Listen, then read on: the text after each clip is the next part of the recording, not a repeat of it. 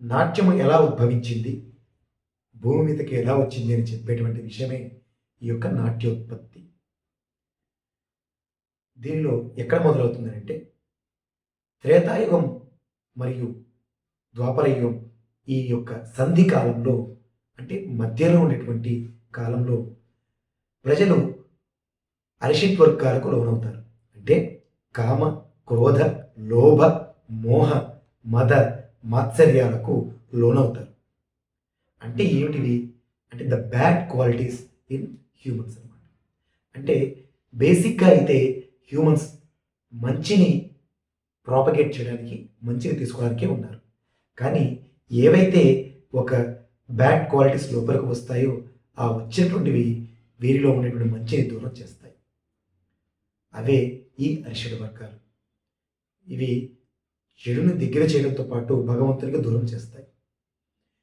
అటువంటప్పుడు ఏవైతే మానవుడు తను చేయాల్సిన ధర్మాలని వదిలేసి వేరే ధర్మానికి వెళ్ళిపోతారు, అధర్మాన్ని చేస్తారు, స్వధర్మాన్ని విడుస్తారు. అంటే నేను చేయాల్సిన పని నాకు చేయాలనిపించదు, చేయకూడని పని చేయాలనిపిస్తుంది. అటువంటి సందర్భంలోనే బాధ కలుగుతుంది, అటువంటి సందర్భంలో ఇబ్బందులు కలుగుతాయి. అలాంటి జీవనాన్ని సుఖంతో పాటుగా దుఃఖాన్ని కూడా కలిపి అనుభవించాల్సి ఉంటుంది. ఇటువంటి సుఖదుఖాలను మిళితమయ్యి జీవనం గడుపుతూ ఉంటారు ప్రజలు. అదేవిధంగా దేవతలకు రాజైనటువంటి ఇంద్రుడితో కలిసి అందరూ కలిసి బ్రహ్మ వద్దకు వెళ్తారు. వెళ్ళి ఒక విషయాన్ని అడుగుతారు. క్రీడనీయకమిచ్చామో దృశ్యం శ్రవ్యం చ యద్భవేత్. క్రీడనీయకమనగా ఆహ్లాదకరమైన విషయం. దృశ్యం శ్రవ్యం చ యద్భవేత్, దానిని చూసినా విన్నా ఆనందాన్ని కలుగజేసేటువంటి ఒక ఆహ్లాదకరమైన వస్తువుని ఇవ్వమని కోరతారు.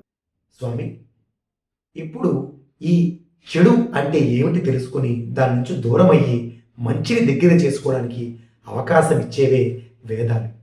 అవి మీరు ఆల్రెడీ మా అందరికీ ఇచ్చారు. కానీ ఇటువంటి వేదాల మీద అందరికీ అధికారం లేదు, అందరూ చదవడము లేదు, చదివిన అర్థం చేసుకునే వారి స్థాయి లేదు.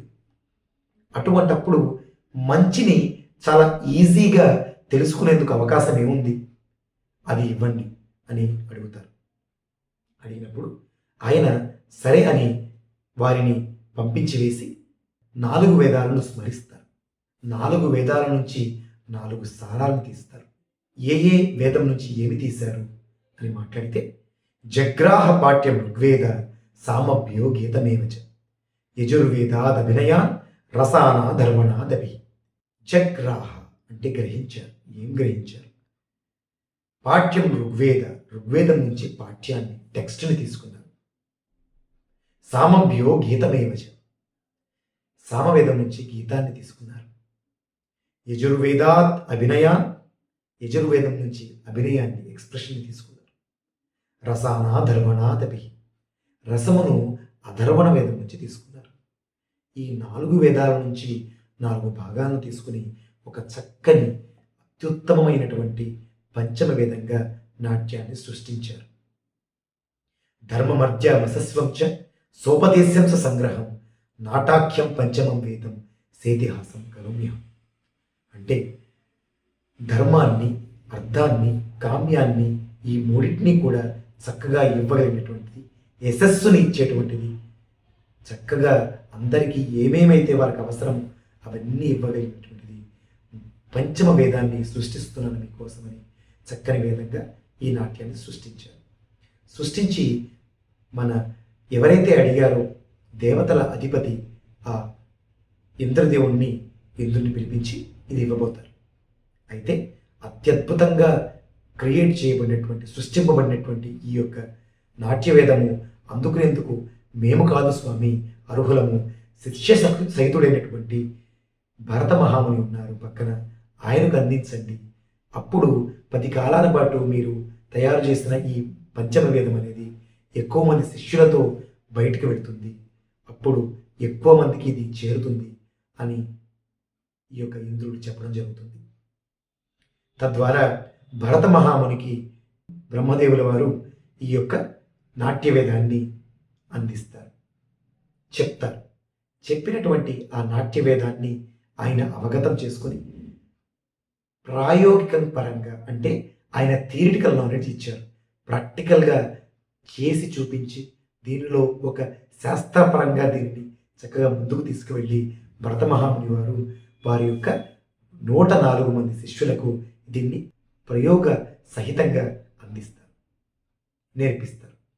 అలాగే చక్కగా నేర్పించేటువంటి ఈ నాట్యానికి ఆలంబనగా భరతమునికి బ్రహ్మదేవుల వారు 24 మంది అప్సరసలను ఇస్తారు. అలాగే స్వాతిముని, నారదుడు వీరందరూ కూడా ఇన్స్ట్రుమెంట్స్ని అలాగే వాద్య సహకారం అందిస్తారు.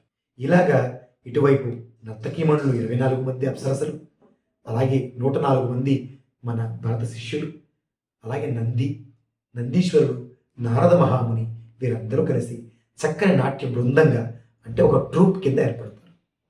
అలా ఏర్పడిన వీరందరూ కలిసి చక్కగా ఒక బ్యాలేని అంటే నృత్య రూపకాన్ని చేస్తారు. అలా చేయడానికి సిద్ధపడతారు. అది ఎక్కడ అంటే కైలాసంలో చేస్తారు.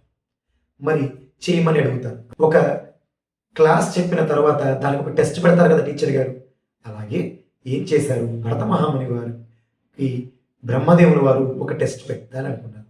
సో మరి మీరు ఏవైతే చేశారో ఇప్పటి వరకు మీకు ఇచ్చినటువంటి శాస్త్రాన్ని ఎంత బాగా డెవలప్ చేశారో చూపించండి అంటే అప్పుడు ఒక యాక్ట్ ప్లేని ప్రదర్శన చేయడానికి సిద్ధపడతారు. ఆ యాక్ట్ ప్లే పేరే అమృత మథనం. అమృత మథనం గురించి మీ అందరికీ తెలుసు. ఏమిటది?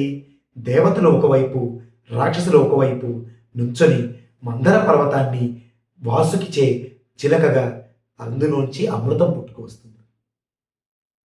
ఆ అమృత మథనం అనేటువంటి స్టోరీని చక్కగా ఇతివృత్తంగా తీసుకొని భరత శిష్యుల చేత దానిని కైలాసంలో యాక్ట్ ప్లే కింద చేయాలని, నాటకం కింద చేయాలని వారు సిద్ధపడతారు. అలా చేయడానికి వచ్చినప్పుడు అప్పుడు రాక్షసులు కొంచెం ఇబ్బంది పడతారు. ఎందుకు ఇబ్బంది పడతారు? ఎందుకంటే అప్పటికే అమృత మథనానికి వారిని వాడుతూ అమృతం వారికి చేరకుండా దేవతలకు అందాలే తప్ప రాక్షసులకి అమృతం అందకూడదనేటువంటి సంకల్పంతో శ్రీ మహావిష్ణువు చక్కని మోహిని అవతారం ఎత్తుతారు. ఆ మోహిని అవతారంలో ఎత్తినటువంటి ఆయన చిన్నగా అనుకున్న పని చేసి దేవతలకు మాత్రమే అమృతాన్ని అందించి రాక్షసులకు అందకుండా చేస్తారు. అది చక్కని లీల. అటువంటి లీలను అప్పుడే పరాభవించబడినటువంటి రాక్షసులు తిరిగి అదే విషయాన్ని గుర్తు చేసుకుంటూ చేసేటువంటి ఈ నాటకాన్ని దానికి వారిని పిలవడంతో ఇబ్బందిగా ఫీల్ అవుతారు. బ్రహ్మదేవుల వారు ఈ రాక్షసుల్ని పిలిపించి ఒక మాట చెప్తారు. నాయన, నాట్యం అనేది ఇప్పుడు కొత్తగా ఏదో క్రియేట్ చేయబడతాం కాదు, కానీ నాట్యం తన నాటకం చేయవ పూజ్యం పూర్వకథాయుధం. పూర్వం ఏమి జరిగిందో దాని యొక్క వివరం తెలియజెప్పేదే తప్ప వేరేది కాదు. దానిని తప్పుగా తీసుకోవద్దు. దీనివల్ల మీకు ఎక్కడ కూడా ముప్పు జరిగేది కానీ లేదా మీకు అవమానం కలిగేది కానీ ఏమీ ఉండదు అని నచ్చజెప్పి వారిని కూడా ఒప్పించి ఈ నాటకం సజావుగా జరిగే విధంగా చేస్తారు. అలా సజావుగా చేసినటువంటి ఆ అమృత మథనం నాటకం చూసినటువంటి పెద్దలందరూ కూడా, దేవతలు అందరూ, త్రిమూర్తులు అందరూ హ్యాపీగా ఫీల్ అవుతారు, సంతోషిస్తారు. ఏదైతే పరమేశ్వరుడు ఇంకా కొద్దిగా ఏదో తక్కువైందని ఆయన భావించడం జరుగుతుంది. అప్పుడు భరత మహాముని వారిని పిలిపించి, అంతా బాగుంది కానీ మీరు చేసినటువంటి నాటకంలో కొద్దిగా నృత్యాన్ని మీరు ఏర్పాటు చేసుకోవాల్సి ఉంటుంది. అంటే అంగ విన్యాసాలు, అంటే అగ్రెసివ్ మూమెంట్స్, చక్కని మూమెంట్స్ అన్నీ కూడా బాగుండాలి అని వాటిని నేర్పించేందుకు తండువుని పిలిపించి ఈ భరత మహామునికి ఆ యొక్క అంగ విన్యాసాన్ని కూడా నేర్పించమని చెప్తారు. సో తండువు ఈయనకు భరత మహాముని వారికి నేర్పిస్తారు. తండువు చేత చెప్పబడింది కాబట్టి అది తాండవం అనబడింది. సో ఏవైతే అర్థాలను ప్రదర్శించేటప్పుడు ఇంకా చక్కని బాడీ మూమెంట్స్ కలవడంతో ఇంకా అర్థాలని బాగా అగ్రెసివ్గా చక్కగా చేయడానికి అవకాశం లభించింది. అలాగే ఇంకా డెవలప్ అయింది డ్యాన్స్. సో ఈ విధంగా డెవలప్ చేసినటువంటి డ్యాన్స్ని ఈ యొక్క భరత శిష్యులు వారందరూ కలిసి చక్కగా ప్రదర్శిస్తూ ఉంటారు. అక్కడక్కడ ప్రదర్శనలు చేస్తూ ఉండగా వారికి చక్కని పేరు ప్రఖ్యాతలు వస్తాయి. అలా పేరు ప్రఖ్యాతలు వచ్చినటువంటి వారు ఏంటంటే కొద్దిగా తనకు అమ్మో మేము చక్కని వారందరికంటే కూడా చక్కగా చేస్తున్నాం అనేటువంటి ఒక గర్వం ఏర్పడుతుంది వారిలో. ఆ ఏర్పడినటువంటి గర్వం వల్ల ఏం చేస్తారంటే ఒక స్క్రిప్ట్ రాసి దేవతలను, ఋషులను ముఖ్యంగా అవమానించేటువంటి ఒక స్క్రిప్ట్ రాసి వారిని పిలిచి గురువు గారికి చెప్పకుండా ఒక యాక్ట్ ప్లే చేస్తారు.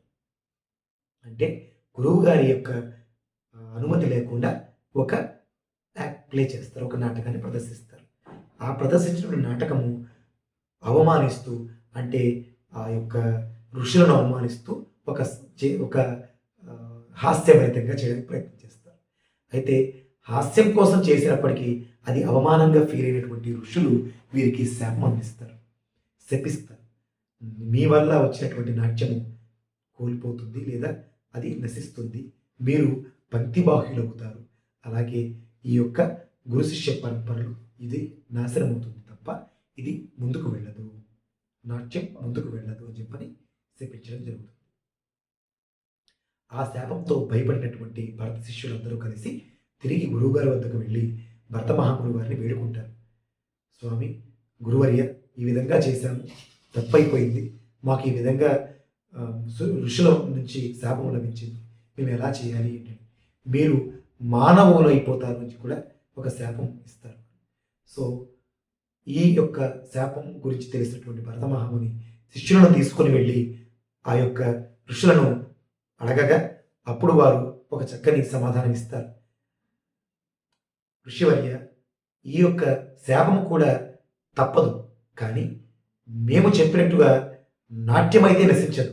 మీరు వచ్చారు కాబట్టి ఈ యొక్క నాట్యమైతే నశించదు, కానీ వీరు కొంచెం ఇచ్చినటువంటి శాపము భూలోకానికి వెళ్ళాల్సి ఉంటుంది, అది లోక కళ్యాణం కోసమే అని వారు శపించిన మీదట వీరందరూ కూడా వీరి ద్వారా ఈ యొక్క నాట్యము భూలోకంలో ఇది డెవలప్ అవుతుంది, అంటే ప్రాచుర్యం పొందుతుంది అని వారు చెప్పడం జరుగుతుంది.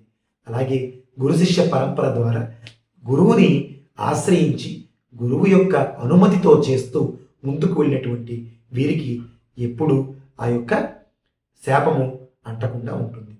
సో శాపము వారికి గ్రహణ కాకుండా శాపగ్రస్తులైనటువంటి భరత శిష్యులు చిన్నగా ఈ యొక్క విషయాలను తెలుసుకుని అక్కడి నుంచి తదుపరి కాలంలో భూలోకానికి వచ్చి వివిధ ప్రదేశాలలో ఈ యొక్క నాట్యాన్ని రకరకాలుగా ఆయా ప్రాంతాలకు అనుగుణంగా అలాగే ప్రాచుర్యం చేశారు. అలాగా వచ్చినవే ఇది నాట్యం. ఈ నాట్యం ఇక్కడ అనేక విధాలుగా అభివృద్ధి చెందబడింది. నాట్యం భిన్న రుచేర్జనస్య బహుదాప్యేకం సమారాధకం. అంటే అనేక రకాలుగా కూచిపూడి, భరతనాట్యం, కథక్, కథకళి, మణిపురి, ఒడిస్సీ, సత్రియ, చౌ డ్యాన్స్ కానీ ఎటువంటి నాట్య సాంప్రదాయం ఉన్నప్పటికీ కూడా వీటన్నిటికీ భరత మహాముని మనకు అందించినటువంటి నాట్యశాస్త్రం పూర్తిగాను లేక పాక్షికంగాను ఇది ఆలంబనం, అంటే అదే ఆధారంగా ఉన్నటువంటివి ఈ యొక్క శాస్త్రీయ నృత్యాలు. ఈ విషయాలని పూర్తిగా తెలుసుకొని చిన్నారులు చక్కగా మీ స్థాయిలో మీ పరిధిలో నాట్యం గురించి చక్కగా తెలుసుకుని అందరూ ప్రాక్టీస్ చేయండి. అలాగే ప్రాక్టికల్తో పాటుగా థియరీని చక్కగా సాధన చేయండి. అందరికీ నమస్కారం.